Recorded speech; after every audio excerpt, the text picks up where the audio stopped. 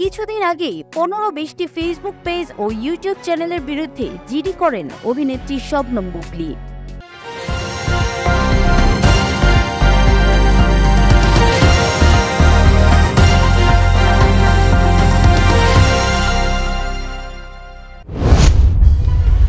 সদ্য বিচ্ছেদ হয়েছে বলিউডের আলোচিত জুটি অনন্যা পান্ডে ও আদিত্য রয় কাপুরের, কিন্তু নাইট ম্যানেজারকে দেখে তা বোঝার উপায় নেই।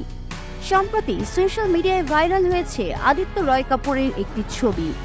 সেই ছবিতে দেখা যাচ্ছে বেশ খোশ মেজাজে পার্টি করছেন অভিনেতা, সাথে আছেন অনন্যার বেস্ট ফ্রেন্ড সারা আলী খান।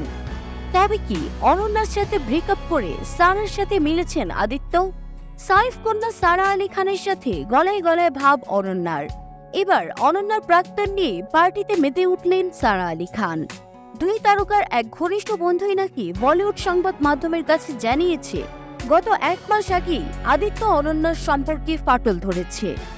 সবই ঠিকঠাক চলছিল তাদের মধ্যে, আচমকাই তাদের বিচ্ছেদটা বন্ধু মহলের কাছে ভীষণই শকিং।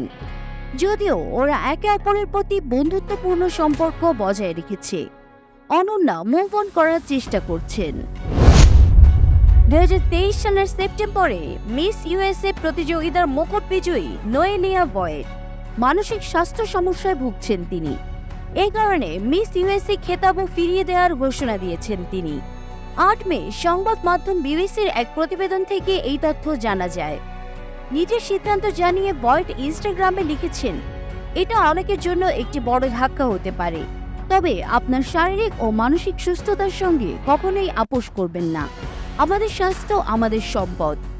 আপনাদের নিরন্তর ও অটল সমর্থনের জন্য সবাইকে অনেক ধন্যবাদ। পরের অধ্যায় লেখার সময় এসেছে। আশা করি জীবনের পরবর্তী অধ্যায়ের অপেক্ষায় আমার পাশেই থাকবেন।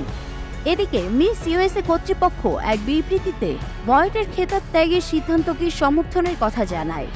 এর সঙ্গে নতুন বিজয় ঘোষণা করার কথাও উল্লেখ করেছে তারা। তবে প্রতিযোগিতার রানার আপ সাভান্না গ্যাংকিয়েভেজ বিজয়ী হিসেবে ঘোষণা করা হবে নাকি সম্পূর্ণ নতুন বিজয়ী নির্বাচিত হবে তা এখনো জানা যায়নি। কিছুদিন আগেই 15-20টি ফেসবুক পেজ ও ইউটিউব চ্যানেলের বিরুদ্ধে জিডি করেন অভিনেত্রী শবনম বুবলী। বুবলীর অভিযোগ ছিল এই চ্যানেলগুলো তার নামে বানোয়াট ও মিথ্যা তথ্য প্রচার করছে। এবার জিডি করলেন অপু বিশ্বাস। অপু বিশ্বাস 9 মে সাধারণ ডায়েরি করেন। অপুর অভিযোগ, 34 ব্যক্তি ও ব্লগারের নিজস্ব ফেসবুক ও ইউটিউব চ্যানেল নায়িকার বিরুদ্ধে অরুচিকর মিথ্যা বানোয়াট ও ভিত্তিহীন তথ্য প্রচার করছে। তাই অভিযোগ নিয়ে রাজধানীর ভাটারা থানায় জিডি করেন অপু।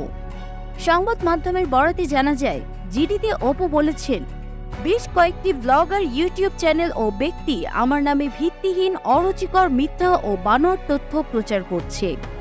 এই অবস্থায় আমি সাধারণ ডায়েরি করে রাখার প্রয়োজন বলে মনে করেছি।